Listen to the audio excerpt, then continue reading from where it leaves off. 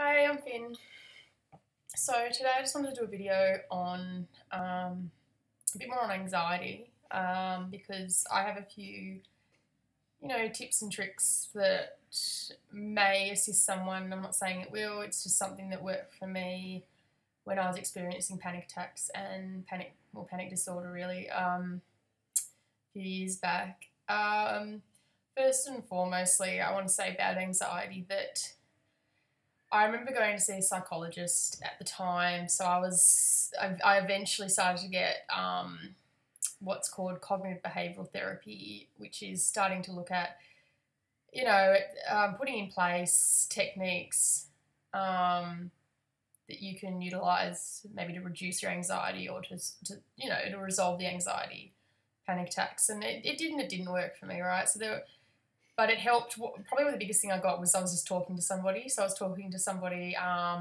It was an older male, and it was comforting to speak to somebody who, got it. I don't know if he'd experienced it himself, but he was able to sort of shed light on what was sort of happening. So first tip would be actually speak to somebody and a professional, even if it's your doctor, but generally maybe someone who specialises in anxiety and depression. So first tip there. The second thing I did, my experience with anxiety, everyone's is different, but generally the sensation of a panic attack is the same. So to describe it, and if you've had it, you'll get exactly what I mean when I describe it. There is a sudden sense of impending doom. So they often use this word, but it's literally like you have this very deep feeling that something bad is going to happen. And at that point, what happens is, because there's a whole bunch of adrenaline rushing around your body that's been pumped out from your adrenal glands, it's the physical response to this sensation. In fact, it's causing the sensation, but a thought came first. Thoughts always come first, so I'll go into that more later. But you get this pumping around of this massive amount of adrenaline through your body, and suddenly just your heart starts to speed up, your breathing quickens. I often found my eyesight wasn't working very well, so I felt like it's it's hard to explain. Not like you're in a movie, but in some ways everything feels a bit surreal. Like you're not present. It doesn't feel real. Often you'd actually feel like you've got to go run to the toilet, shit yourself. It sounds really attractive, but because of adrenaline, it actually has a reaction on the bowel peristaltic movement. So people will often feel really suddenly like they either want to throw up or they're going to crap their pants. And that's for real too, because that's what adrenaline does. It's the fight or flight response. I often felt like, and I didn't, but probably the best thing I should have just effing done when I had a panic attack was just go running, because clearly your body just wants to piss bolt. And obviously a lot of the situations I was in, I'd be sitting in uni or a lecture, and that's where I was experiencing it. And it's just like you want to escape, you want to run away. And so obviously in that situation you start to socially withdraw. So I actually found that I was going through it for about 3 years, and I was still going through it when I was about 21. So there's a few 21sts I didn't even attend because I was so fearful that this was going to occur, at gatherings, and I wouldn't know how to get home, or I couldn't get home without someone like my mum picking me up for me. And it was a really big thing for my mum, and I'll always be very grateful. Like, she was there a lot in situations where I didn't drive. I don't know if I would have been able to drive having a panic attack. And I really counted on someone being able to sort of be there for you. So I really sympathise with people who feel they haven't got somebody who can look after them. My mum looked after me, however, she didn't get it. She didn't understand what exactly a panic attack maybe was, but she got that it was incredibly distressing. There was a lot of times I was at the hospital, and you just think you're going to die. So, and a lot of my anxiety, which some people might relate to, everyone's is different again, like I've mentioned. A lot of mine revolved around my health. So I often felt like I'd turned something to really big. So I might have I remember once, it's so bizarre when you look back, you just think, how did I get to that? But I had these two bites it must have been like a spider bite, right? I'd been lying in the grass the day before or the evening before, and there was these 2 spider bites on my back, and my legs felt kind of strange, and I just literally went down this road in my mind, of, oh my God, I'm gonna go paralyzed. Like, oh my God, it is a spider bite. Oh my God, like, this is what's happening. Dilly dilly. I literally got myself to a hospital. Like, I wasn't, and when I got there, mind you, I was never like this crazy type. I was like, see me, oh my God, I'm crazy. Something's happening to me. I was always very controlled. And often I think people who tend to have panic attacks and anxiety, it's an observation of mine, but I tend to see that they're generally day-to-day very controlled people, which is what I am. There are a lot of feelings going on underneath, but to the world you present fairly controlled and calm and collected. And that's the distressing part, because a lot of mine was this fear of being out of control. And that's probably the biggest part of it, is the fear of being out of control. And my first panic attack happened on a bus. It had to be anything. It was a bus full of people. No one on the bus would have known. I was nearly in tears, though. It was my first experience of having a panic attack. I just felt suddenly very numb in the left arm. Oh my God, heart attack. But that's where my head went, right? I was like, and actually in this case, my heart wasn't racing really quickly. It was actually going quite slowly. This is the power of the mind on the body, mind you. So I was in the belief, like, oh my God, there is something seriously wrong with me. Like, I'm going to die. And I got off the bus. I was so quick to get off the bus. I just wanted to escape. It was this confining thing that was coming down me. We got to the last stop in the city. I was on it, stuck on it.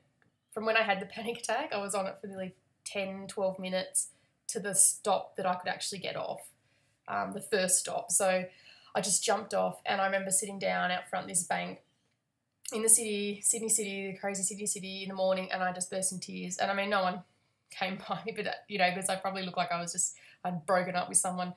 And I called my mum to pick me up, and I just didn't know what had happened. And ironically, this is the power of emotions that haven't been dealt with. The day before was the day that my dad we realised he was drinking again. He'd been 5 years sober, and it literally was probably post-traumatic stress, to be honest. Like, we had never dealt with the first many, many years or talked about it. So these sort of things happen. There's a reason why they, anxiety and panic attacks start to happen. So that's a little insight into the feeling of panic attacks. I'm sure a lot of people relate to it, the impending doom, and all the other things that go with that. So social withdrawal. I lost a lot of weight because adrenaline going around your body all the time. You're just in fight or flight all the time. And the flip side of that is actually when you get out a bit of anxiety, you move into maybe another state, and you're not having panic attacks, but maybe you've got generalised anxiety disorder, which I also got, or sort of receded into, where you're just generally anxious all the time. Then I had an excess of cortisol running around my body, which has you keep fat on your body because it's a survival mechanism. So I didn't get, excessively overweight, but I gained the weight back that I had lost, and if not a little bit more. And so obviously I was unhappy then with my body, but that's actually what happens too. So there's a lot of health effects it has on the body. I lost a lot of hair, there's just a lot of symptoms. So I really understand people who have anxiety. It's a terribly debilitating thing. But I just want to share a few things that I use, and they're not cures. I just remember a psychologist telling me, the same guy I referred to earlier, he just said, Finn, one day, you'll realise you haven't had a panic attack in a long time. And that's exactly what happened. So I was doing a lot of self-work, and I think that's important, but I just realised one day that it had been a long time since I'd had an actual panic attack. I may have been anxious, but it was a long time since I'd had a panic attack. And these days, I've been close to having other ones. Like, you occasionally get the experience of, like, that feeling.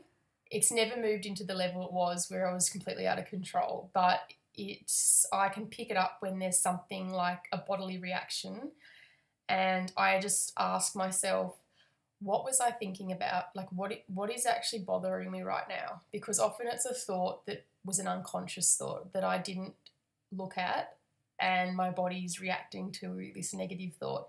So I'll just give you a few things that I use. So one of them is, and this is, I use them chronically, like was Rescue Remedy. All right, so if you haven't heard of Rescue Remedy, I think it's a homeopathic. I'm not really sure what it is, but my mum always had sort of things like this, and I have to say for me, even if it was just a placebo, which means that it didn't actually do anything, but in my brain I told myself it was doing something, it allowed me to relax. If I put a bit under my tongue, it's like a little dropper, and you drop 1 or 2 little drops on your tongue.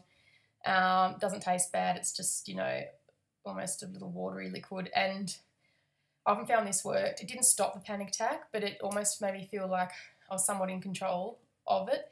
The other one was I sniffed lavender, the essential oil lavender, a lot. So, and that does have an effect on the brain. So essential oils do certain things to the brain. They've proven that. So lavender to me calmed me. So I'd often, and it's quite funny on the bus because you kind of like, or, rubbing a little bit on your wrist, and I still to this day sometimes do that. It's again, it could be part placebo in that the act of me doing it relaxes me, but certainly the smell is a relaxant. You can put it on a baby when they're having a bath and they'll, fall asleep within 2 minutes. It's very, very calming essential oil. So if you can get yourself some lavender. The other thing was a breathing exercise. So when I would get to a point where I knew, it was like there's a very, very thin line, so you're going to swing. So you're going to swing into a panic attack. When I was on the precipice, like I was just here, there's a breathing exercise you can do that if you know you're starting to move into a panic attack, you hold your breath without taking a breath in. So you just immediately just go, and you hold it for a full 10 seconds. And 10 seconds in the 1,000, 2,000, and you count to 10 doing that, and then you immediately breathe out. So you breathe that air out, and you take 3 seconds to breathe out, and then 3 seconds to breathe in. And to me, what that's doing, it's actually balancing the carbon dioxide and oxygen in your body, because that actually has been known to bring about panic attacks when there's an imbalance of oxygen and carbon dioxide in your body. And why that is because often when you've had this unconscious thought and you're anxious, you either start breathing too quickly too often, so you're hyperventilating, or you're not breathing enough. You actually hold your breath. And you'll often find anxious people sigh a lot, and that's the body's way, and yawning, of trying to balance carbon dioxide and oxygen. So that breathing exercise helped me. I still sometimes moved into the panic attack, and at that point, as you know, if you've had them, you just have to ride it out, because it's 10 minutes of the adrenal glands kind of going a bit crazy. Not much you can do. If you're out in public, you might have to sit down. I think I'm a very visual person. In fact, I've got a photographic memory, so it was really hard for me to, if I was out having a panic attack, I see everything, and it doesn't help that when you become anxious, that's actually increases your ability to do that. You are taking in everything because you're so anxious. This is the body's reaction in survival, that you're trying to pick in information. So visually you can become absolutely overwhelmed. So one thing you may need to do is just close your eyes, sit down somewhere and just rest your head and breathe through it. And it is, people can tell you all these things, and I know when you're in it, it's, it's crazy style, like almost nothing, you're irrational actually. Like it's almost like no one could really talk you out of it. Another one that helped me, sounds crazy, but if you're on your own, was always just crying.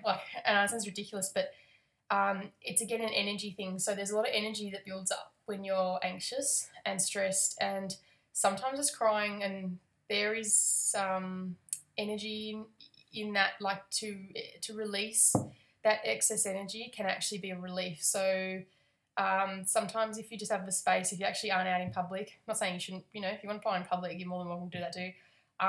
But you're at home and you're having a panic attack, if you just get to a point where you're so overwhelmed where you just burst into tears, it sometimes actually helps in that experience. It sort of, for me, I actually found it actually reduced it a bit, and there's so much pent up grief and anger and frustration that it's a natural thing to actually get to that. You're just so overwhelmed. So another thing was, and this is crucial for me, was getting into reading self-development books and sort of existing in the world of possibility, and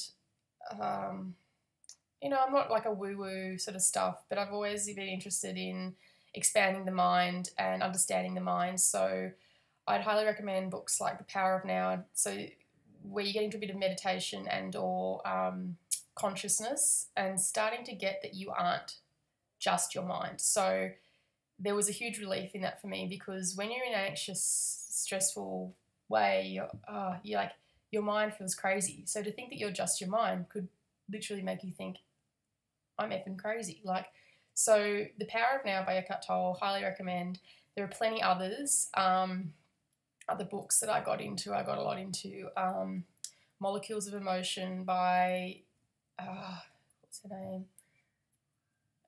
I won't remember it. Something, I'll think about it and I'll add it on. But look, there's a lot of books if you go down the self-help aisle, and don't be ashamed. They're literally like, it'll change your life if you get into books that can assist you, okay? So there are a few things there. So counselling, alternative things like Rescue Remedy, things that just assist you when you know you're going to have an anxiety attack. They're not cures. Essential oils, reading.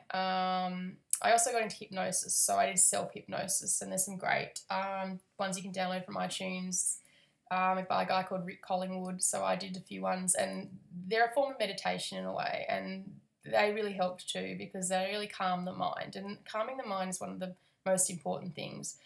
So I hope that helps. I've got on a little bit here.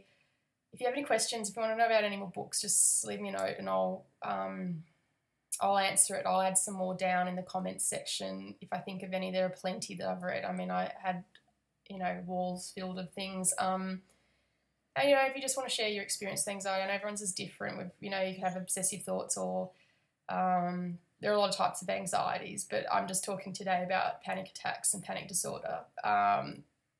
And I just hope maybe that helps somebody. All right, I'll speak to you soon. Bye.